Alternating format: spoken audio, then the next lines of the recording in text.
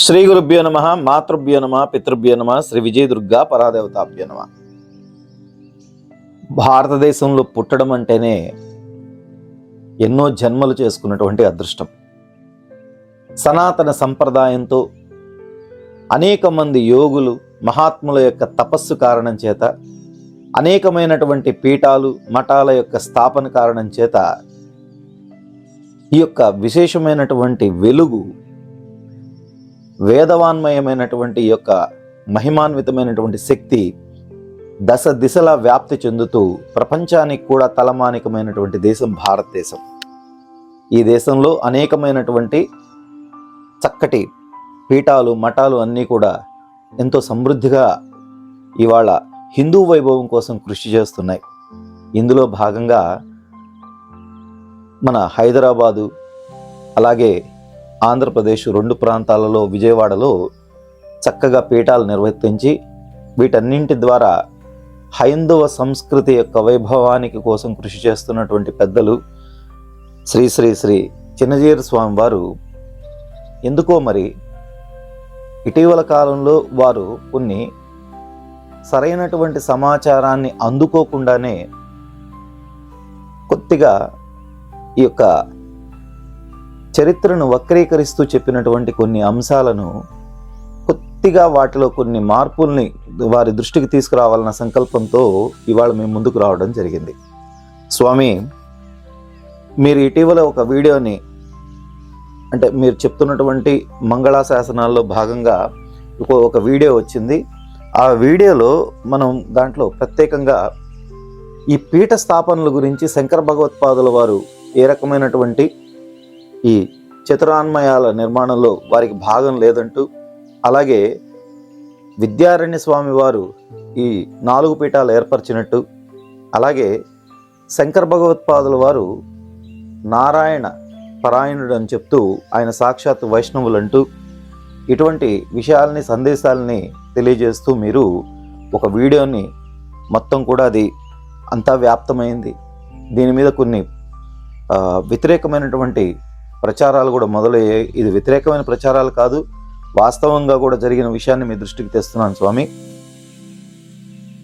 శంకర భగవత్పాదుల వారు యొక్క తండ్రి శివశంకరన్ గారు, వారి ధర్మపత్ని త్రిశూర్లో ఉన్నటువంటి వడుక్కనాథన్ అనబడేటటువంటి స్వామివారి శైవ క్షేత్రంలో అనేకమైనటువంటి రోజులు చక్కగా అక్కడ కూర్చుని వారు చేసినటువంటి తపస్సు కారణం చేత సాక్షాత్తు వడుక్కనాథన్ స్వామి వారు అనుగ్రహించి, నేనే మీ యొక్క ధర్మపత్ని యొక్క గర్భంలో నేనే బిడ్డగా వచ్చి ఈ లోకాన్ని ఉద్ధరించబోతున్నానని చెప్పినట్టుగా స్పష్టమైనటువంటి ఆధారాలు ఉన్నాయి. ఇవాళకి కూడా త్రిశూర్కు వెళ్తే ఆ త్రిశూర్లో ఒక ప్రాంతంలో శంకర భగవత్పాదుల వారి యొక్క సమాధిని కూడా మనం దర్శనం చేసుకునేటటువంటి అవకాశం ఉన్నది. శైవ క్షేత్రం కేంద్రంగా ఉన్నటువంటి ఆ ప్రాంతంలో వారు సంతానాన్ని పొందిన తర్వాత ఆ పిల్లవాడికి శంకరన్, అంటే శంకర భగవత్పాదుల వారికి ఏర్పరిచినటువంటి పేరు శంకరన్ అనేటటువంటి నామకరణం చేయడం జరిగింది. వీరు నంబూద్రి బ్రాహ్మణ కులానికి చెందినవారు స్వామి. నంబూద్రి బ్రాహ్మణ కులం అని అంటే కేరళలో ఒక విశేషమైనటువంటి యజ్ఞ యాగాది వేద ధర్మాలకు సంబంధించినటువంటి క్రతువులను అత్యంత అద్భుతంగా నిర్వర్తించేటటువంటి శక్తి సంపన్నమైనటువంటి బ్రాహ్మణులండి వారు. మీరు చక్కగా ఇక్కడికి వెళ్తే కృష్ణ పరమాత్ముడి యొక్క క్షేత్రానికి వెళ్ళిన గురువాయూర్లో వారే ఉంటారు, శైవ క్షేత్రాల్లో వారే ఉంటారు, శాక్తేయంలో వారే ఉంటారు. ఇలా అనేక క్షేత్రాల మధ్యలో చాలా చక్కగా నిగూఢమైనటువంటి పెద్దలు నంబూద్రి బ్రాహ్మణులు.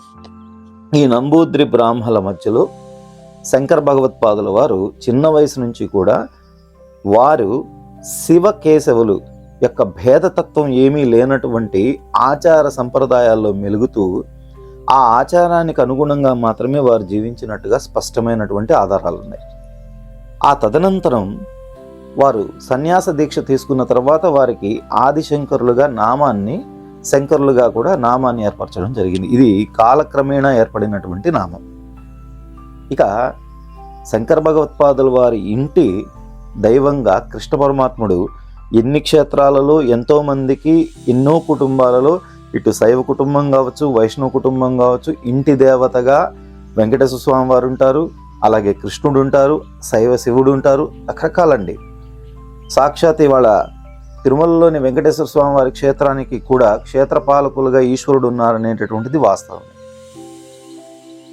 అందుకని శంకర భగవత్పాదుల వారు వైష్ణవులు అని మీరు ఎలా నిర్ధారించారో ఒక స్పష్టమైన ఆధారం లేదండి. ఇక రెండవ విషయం, ఆయన నారాయణ పరాయణుడు అని చెప్పడం జరిగింది.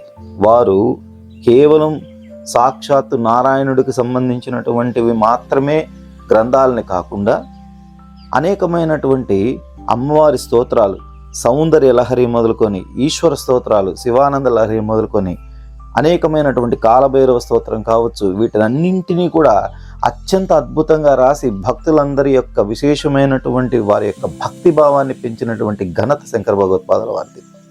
మరి మీరు చెప్పారు ఒకసారి ఆయన ఉత్తర భారతదేశంకి వెళ్ళిన తర్వాత రాలేదని.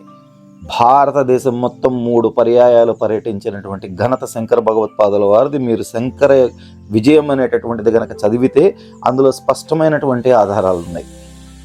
ఏదైనా కూడా, ఏ పుస్తకమైనా కూడా మీరు చదివినా నేను చదివినా ఒక పుస్తకంలో ఉండేటటువంటి గ్రంథాన్ని ఆధారంగా చేసుకుని చెప్పవలసిందే కానీ మనం ఎట్టి పరిస్థితుల్లో మన సొంతమైన ఆలోచనలు ఎప్పుడు ఎవరికి కలగదు స్వామి.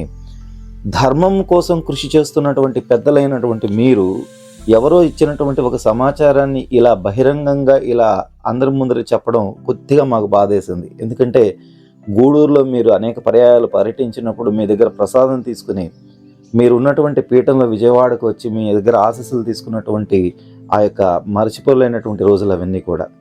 కానీ మీరే ఇలా మాట్లాడడం కొంచెం బాధగా అనిపించింది.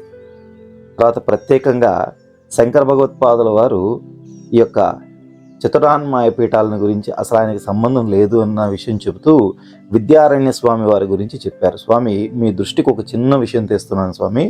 1375 సంవత్సరం నుంచి 1386 సంవత్సరం వరకు కూడా విద్యారణ్య స్వామి వారు ఎవరైతే ఉన్నారో మహానుభావులు, వారు మాధవాచార్య స్వామిగా ఉన్నారు. వారి పేరు పూర్వనామము, తర్వాత విద్యారణ్య స్వామి అయ్యారు. ఈ మాధవాచార్య స్వామి వారు ఎవరైతే మనకి ఇక్కడ ఉందో వీరు ఆ మొత్తం సంవత్సరాలలో ఈ యొక్క శృంగగిరిలో ఉండేటటువంటి శృంగేరి యొక్క పీఠంలో 12వ పీఠాధిపతులుగా ఉన్నట్టుగా స్పష్టమైన ఆధారాలు ఉన్నాయి స్వామి. అంటే దీని అర్థం వారు 12వ పీఠాధిపతికి ముందుగానే శంకర భగవత్పాదుల వారు సుస్పష్టంగా ఈ యొక్క 4 పీఠాలని 4 ప్రాంతాలలో కూడా ఏర్పరిచారు. అయితే విద్యారణ్య స్వామి వారు, ఎందుకంటే శంకర భగవత్పాదుల వారు చెప్పారు ప్రతి 12వ పీఠాధిపతిగా నేనే స్వయంగా ఆవిర్భవిస్తానని చెప్పడం కారణం చేత ఈ 12వ పీఠాధిపతిగా వచ్చినటువంటి విద్యారణ్య స్వామి వారు సాక్షాత్తు శంకర భగవత్పాదుల వారుగా భావించేవారు. అప్పుడు అలా భావించిన సందర్భంలో ఆయన అనేకమైనటువంటి ఉపపీఠాలను ఏర్పరిచారు, అనేకమైనటువంటి దేవాలయాలు నిర్మాణం చేశారు, అనేకమైనటువంటి ఆధ్యాత్మిక కేంద్రాలకు మూల పురుషుడయ్యారు సాక్షాత్తు శ్రీ విద్యారణ్య స్వామి వారు. అలా వారు ఈ 4 పీఠాలు ఏవైతే ఉన్నాయో, జ్యోతిర్పీఠం అంటే బద్రీనాథ్ దగ్గర, ద్వారకాపీఠం, పూరి, శృంగేరి, ఈ 4 పీఠాల మధ్యలో కూడా ఆ క్షేత్రాలలో అవసరమైనటువంటి పునర్వైభవాన్ని తీసుకొచ్చినటువంటి ఘనత సాక్షాత్తు విద్యారణ్య స్వామి వారికి దక్కిందండి. ఇక పంచాయతన దేవతల గురించి మీరు చెప్పినటువంటి విషయాన్ని మీ దృష్టికి తెస్తున్నాను స్వామి. శంకర భగవత్పాదుల వారికి పూర్వంగానే ఈ పంచాయతన విధానం ఉన్నట్టుగా మనకు స్పష్టమైన ఆధారాలు ఉన్నాయి. అయితే లోకంలో నడుస్తూ ఉన్నటువంటి అనేకమైనటువంటి ఈ యొక్క వర్గభేదం ఏదైతే ఉన్నదో వాటినన్నింటినీ నిర్మూలించే నిమిత్తంగా ఈ పంచాయతన విధానాన్ని బాగా వెలుగులోకి తీసుకువచ్చి మహాగణపతి, సూర్యుడు, అమ్మవారు, శివుడు, అలాగే నారాయణుడు ఇవన్నీ కూడా ఆరాధిస్తూ 5 రూపాలని ఒకే చోట చేరి ఆరాధించేటటువంటి అద్వైత సిద్ధాంతాన్ని, అంటే భగవంతుడికి నీకు ఏ రకమైనటువంటి వ్యత్యాసం లేదనేటటువంటి ఒక సిద్ధాంతాన్ని తీసుకొచ్చినటువంటి ఘనత శంకర భగవత్పాదుల వారికి చక్కగా ఆయన యొక్క విశేషమైనటువంటి మనకి ఆచారంలోకి వచ్చింది. ఇవన్నీ మీకు ఎందుకు చెప్తున్నానంటే స్వామి, శంకర భగవత్పాదుల వారు వైష్ణవులు అని అనుకున్న వారికి వైష్ణవులుగాను ఉన్నారు, శైవులు అనుకున్న వారికి శైవులుగాను ఉన్నారు, శాక్తేయం అనుకున్న వారికి శాక్తేయంగా ఉన్నారు. ఎందుకంటే ఆయన అనేకమైనటువంటి అష్టాదశ పీఠాలలో శ్రీచక్రాలని స్థాపన చేసినటువంటి ఘనత ఉంది. అనేకమైనటువంటి అమ్మవారి క్షేత్రాల్లో కూడా విశేషమైనటువంటి సేవ ఈ యొక్క కార్యక్రమాలను నిర్వర్తించినటువంటి ఘనత ఉంది.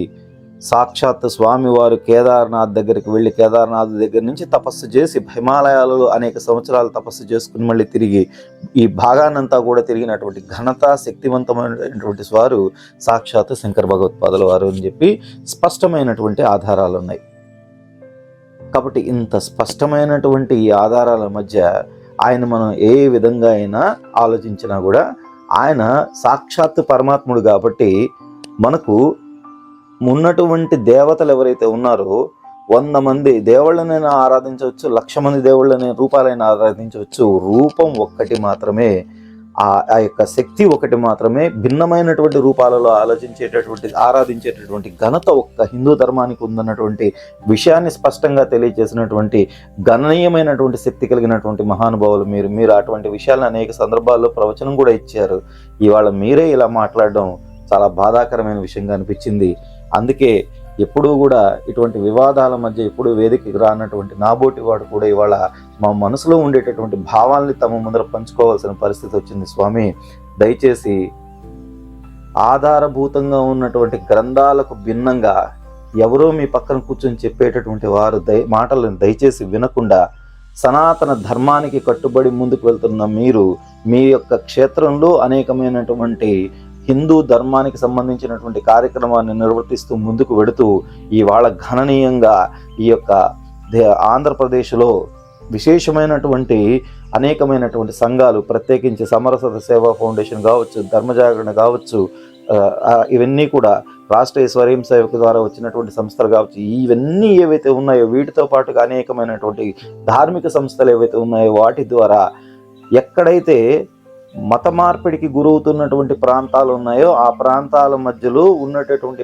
వారందరినీ కూడా పర్యటించి వారి దగ్గర కూర్చుని ఈ ధర్మాన్ని విశేషంగా చెప్తున్నటువంటి మీకు అనేక విధాలుగా సాష్టాంగ పాద నమస్కారం చేసుకుంటూ వైష్ణవము, శైవము అనేటటువంటి పదాలకు భిన్నంగా హిందువులం అనేటటువంటి పదాన్ని మనమంతా కూడా ఆ యొక్క ముందుకు వెళ్ళగలిగేటటువంటి స్థితిని మీరంతా కూడా ఇచ్చి మన ధర్మాన్ని మనం కాపాడుకుంటూ ఇతరులకు ఎవరికి కూడా మన మధ్యలో ఒక వైషమ్యాన్ని గురించి మనం ఏదో ప్రకటితమవుతున్నట్టుగా ఎవరికి చెప్పకుండా దయచేసి మనలో ఉండేటటువంటి ఆ ధర్మాన్ని మనం వెలికి తీసుకొచ్చి ఈ సనాతన సాంప్రదాయం యొక్క విశేషమైనటువంటి ఆ స్థితిని 10 మందికి పంచేలాంటి ప్రయత్నం చేయాలని మనసావాచ కర్మన కోరుకుంటూ, ఇలా మీరు చెప్పే విషయాన్ని ఇంకొకరు అంగీకరించక, ఇంకొకరు చెప్పే విషయాన్ని మీరు అంగీకరించక, మన మధ్యలో వచ్చేటటువంటి వ్యత్యాసాల వల్ల మరొక్కరు దాన్ని వినియోగించుకునే పరిస్థితి లేకుండా ఈ ధర్మం యొక్క వైభవానికి మీరంతా కూడా పాటుపడాలని మనసావాచ కర్మణ మీ యొక్క దేదీప్యమానమైనటువంటి పాదాలకు నమస్కారం చేసుకుంటూ